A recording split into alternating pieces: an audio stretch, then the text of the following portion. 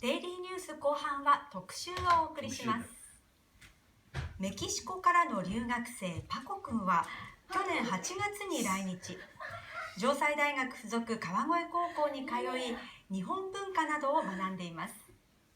およそ11ヶ月の留学生活の中で彼が学んだことや日本人との交流について取材しました。川越市北部にある城西大学附属川越高校。この学校の生徒会と有志が作る和太鼓クラブ和太鼓欅には一人の留学生が所属しています。フランシスコ・ハビエル・ニコラス・フェリクス君、愛称パコ君です。彼は国際交流を行う世界的な団体ヒッポファミリークラブの留学制度を使い、遠く中南米はメキシコからやってきました。2年前に私のうちに日本人泊まったね、2週間くらい。そしたらこの時日本の文化の初めてすっごい面白かった。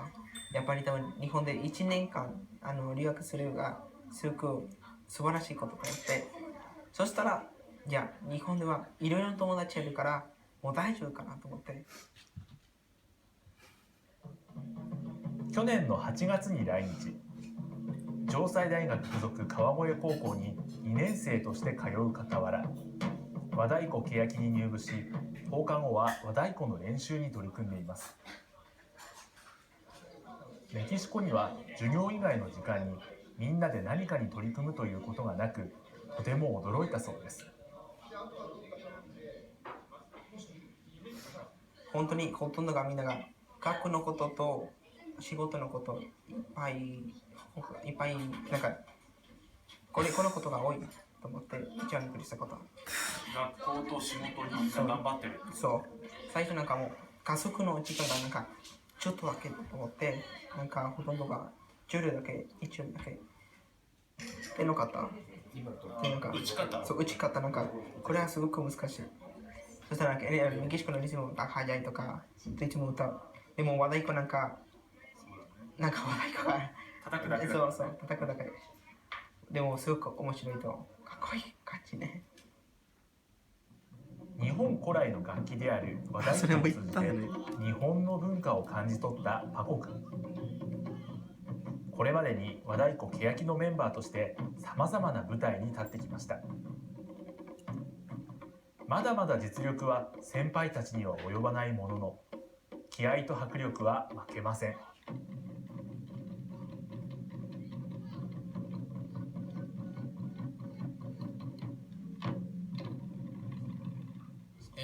もう入ってから半年以上経ってるんですけど、本当にいろんな曲を覚えたりとかして本当すごく上達してますね。1年前とかだと基礎打ちだったりっていうので、なかなかうまくいかないこともあったんですけど、最近はもう曲もどんどん、覚えていってどんどん真面目にで結構明るいみんなを和ませるようなそういう場面もあるので、とてもいい人だなっていうふうに感じています。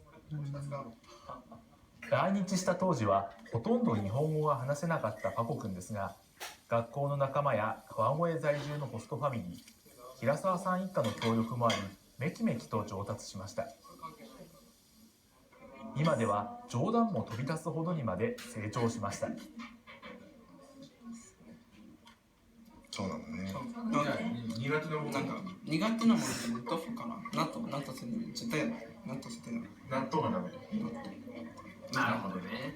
納豆何？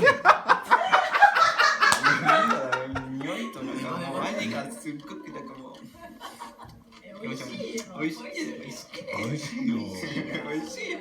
納豆あるよ。もういい。チャレンジ。もうなんで今い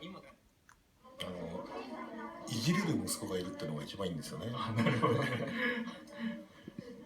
で、打っても響くっていうところがいいですよね。明るいから基本的に死ぬとならないし、これ多分メヒコの血だと思うんですけど。すっかり日本に馴染んだパコ君。しかしメキシコへの帰国が迫っています。彼と触れ合い時間を共にしてきた人たちは彼との別れを惜しんでいます。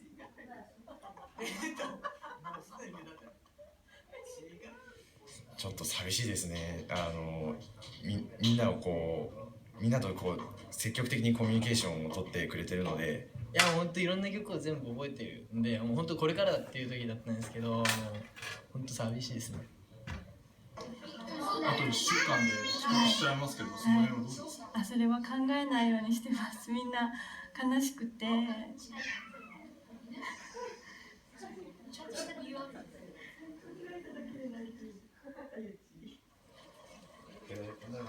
素晴らしいファミリーと仲間たちに囲まれて11ヶ月を過ごしたパコ君。彼はどのようなことを感じ学んだのでしょうか。なんか日本が本当にいい国ですね。去年とかもなんか東日本の大地震だったけど、8月に来たの時全然地震のことが見えなかった。と12月ぐらいに本当に分かった。やっぱり日本人本当に頑張ったよね。なんか本当に弱ったけどいろいろなことできて本当に嬉しいです。